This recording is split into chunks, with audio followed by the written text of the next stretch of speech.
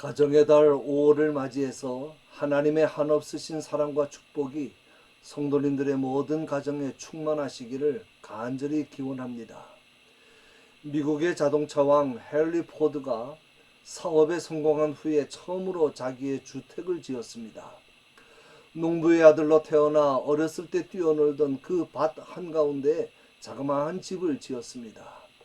그러나 헨리 포드의 주택으로는 너무나 작고 초라했기 때문에 회사의 직원들이 말했습니다. 사장님, 회사에 체면도 있으니까 사장님의 저택답게 다시 건축하는 것이 어떻겠습니까? 그러자 포드는 건물을 세우는 것이 문제가 아닐세 그 속에 가정을 세우는 것이 문제지라고 대답했다고 합니다. 중국 속담에 무너진 둥우리 안에 온전한 달걀이 없다는 말이 있습니다.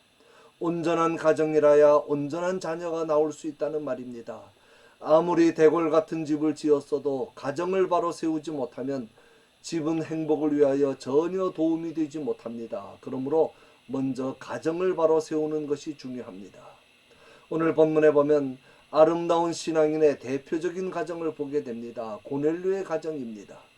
그의 가정은 이방인으로서 온 가족이 다 함께 구원받은 대표적인 가정입니다.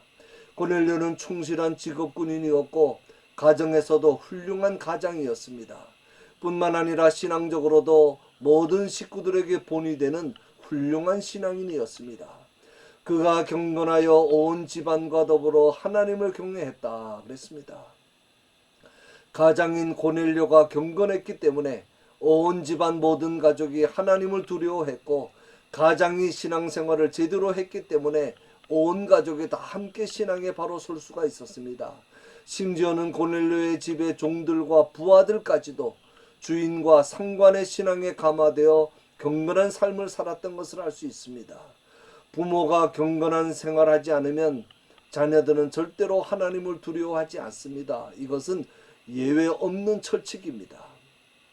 부모를 가리켜 살아있는 교과서라고 합니다.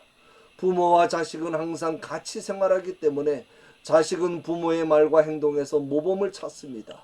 부모가 생각 없이 하는 말 하나, 행동 하나가 자식의 가슴에 심겨져 그대로 열매를 맺습니다.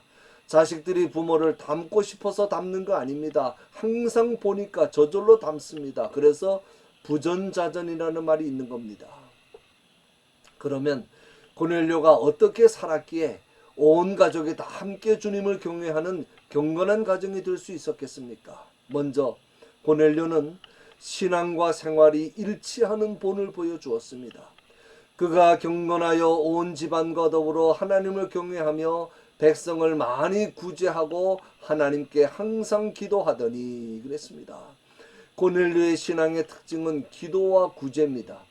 그의 기도와 구제는 사람에게 보이기 위한 형식적인 것이 아니고 하나님을 경외하는 마음에서 우러나오는 진실한 것이었습니다. 그래서 그의 기도와 구제가 하나님 앞에 상달되어 기억하신 바가 된 것입니다.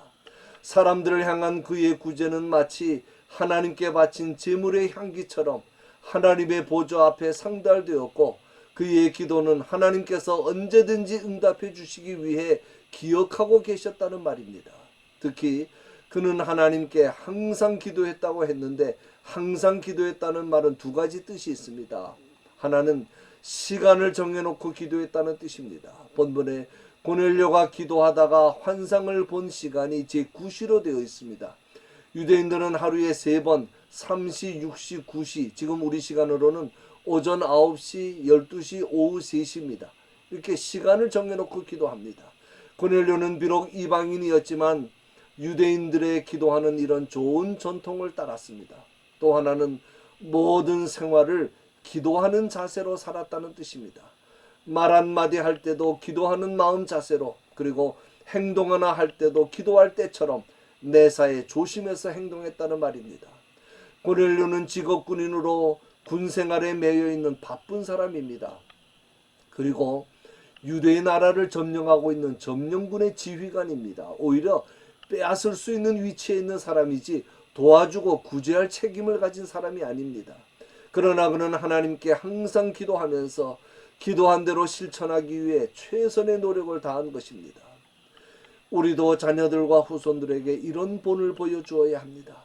기도한 대로 말하고 행동하며 살아야 합니다. 항상 남에게 사랑을 베풀고 남을 배려하고 남을 도와주는 모습을 보여주어야 합니다.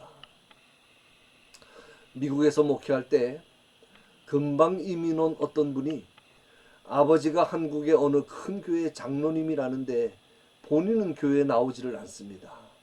참 착한 심성을 가졌고 부인과 자녀들은 교회에 나올 수 있도록 최대한 배려해 주시는데 정작 본인은 나오지를 않습니다. 그 원인을 알아보니까 어릴 때부터 나가던 교회에 분쟁이 생겼을 때 교인들이 자기 집에 모여서 목사님과 다른 교인들의 흉을 보고 헐뜯는 소리를 들었기 때문이라는 것입니다. 그 일을 본 후로 교회에 나가지 않습니다. 여러분, 어떤 경우에도 자녀들이 듣는 데서 누구를 비방하지 마십시오. 특히 교회에 대해 목사에 대해서는 절대 금물입니다. 제가 목사라서가 아닙니다. 교회 비방하고 목사 비방하는 사람들 집 자녀들을 보면 하나같이 신앙생활을 제대로 하는 아이들이 없습니다. 어른들이 쉽게 내뱉는 한마디로 자녀들의 운명이 결단나는 것을 알아야 합니다. 두 번째로 고넬료는 하나님의 말씀을 사모하고 순종하는 본을 보여주었습니다. 고넬료는 기도하다가 환상을 보았습니다. 환상 중에 시몬 베드로를 청하라 하는 하나님의 사자의 음성을 듣고 그 즉시 그는 종들을 베드로에게 보냅니다. 그런데 베드로가 올지 안 올지 모릅니다. 베드로가 원래 고넬료의 집에 올 사람이 아닙니다. 그런데 고넬료가 환상을 본 그 다음날 베드로도 환상을 봅니다. 환상의 내용은 고넬료의 집으로 가라는 것이었습니다. 그러나 베드로는 이방인의 집에 갈 수도 없고 이방인에게는 복음을 전할 수도 없다고 믿고 있는 사람입니다. 그래서 3번이나 똑같은 환상을 보여주셨는데도 의심하며 망설입니다. 사실은 고넬료도 베드로가 자기 집에 올 사람이 아니라는 사실을 알고 있습니다. 그러나 하나님의 명령이니 종들을 베드로가 있는 요바에 보낸 것입니다. 그리고 고넬료는 자기 가족뿐 아니라 친척들과 가까운 친구들까지 모두 자기 집으로 모읍니다. 모두가 갈 때 안 가고 볼일을 뒤로 미루고 고넬료가 믿는 하나님의 말씀을 듣기 위해 함께 모였습니다. 베드로가 도착하자 고넬료는 내가 곧 당신에게 사람을 보내었는데 오셨으니 잘하였나이다. 이제 우리는 주께서 당신에게 명하신 모든 것을 듣고자 하여 다 하나님 앞에 있나이다 라고 말합니다. 이 말 속에서 우리는 하나님의 말씀을 듣는 2가지 자세를 배울 수 있습니다. 하나는 설교는 하나님께서 설교자에게 맡기신 하나님 자신의 말씀이라고 하는 사실입니다. 이것이 인정되지 않으면 설교를 하나님의 말씀으로 듣지 못합니다. 또 하나는 설교를 듣는 우리는 사람 앞이 아닌 하나님 앞에 있다고 하는 사실입니다. 베드로가 하나님이 아닙니다. 베드로 자신의 말처럼 베드로도 고넬료와 똑같은 사람입니다. 그러나 설교자 앞에서 설교를 경청할 때는 마치 하나님 앞에 앉아 있는 것 같은 마음의 경건함과 경외심을 가져야 한다고 하는 말씀입니다. 이 귀한 자세를 집안의 사람들이나 친척들이나 모두가 가장인 고넬료에게서 배운 것입니다. 교육학 제1페이지에 나오는 말이 교육은 곧 모방이라는 말입니다. 교육은 말로 하는 것이 아닙니다. 말로 해서 되지도 않습니다. 여러분의 자녀나 자손들에게 진실을 가르치기 원하십니까? 어른들이 진실하게 사십시오. 여러분의 후손들이 모두 하나님께 인정받는 훌륭한 신앙인들이 되기를 원하십니까? 방법은 오직 하나입니다. 어른들이 경건하게 말씀에 순종하는 삶을 사십시오. 아이들은 어른들이 하는 대로 따라 살 것입니다. 결론입니다. 메가더 장군이 지은 자녀를 위한 기도라는 제목의 유명한 기도문이 있습니다. 주여 내게 이런 아들을 주소서라는 말로 시작하는 기도문입니다. 주여 내게 이런 아들을 주옵소서.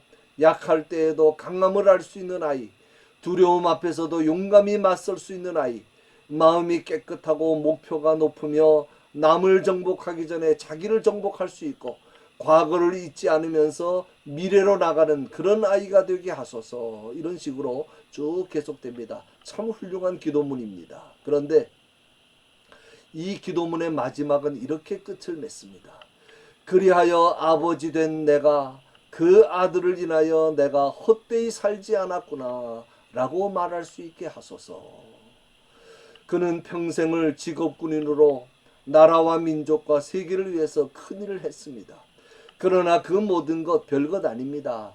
나 아닌 다른 사람도 얼마든지 할 수 있는 일입니다. 그것이 그의 인생에 보람을 주는 일이 아닙니다. 그의 인생에 참된 보람을 주는 일은 자녀 교육이었습니다. 그리하여 아버지 된 내가 그 아들을 인하여 내가 헛되이 살지 않았구나 라고 말할 수 있게 하소서. 우리도 자녀들을 보면서 이렇게 말할 수 있는 부모가 될 수 있기를 바랍니다. 그리하므로 우리 하나님의 항상 돌보시는 은혜가 우리의 가정의 모든 자녀들과 후손들의 앞길에 영원히 함께 하시기를 주님의 이름으로 간절히 축원합니다.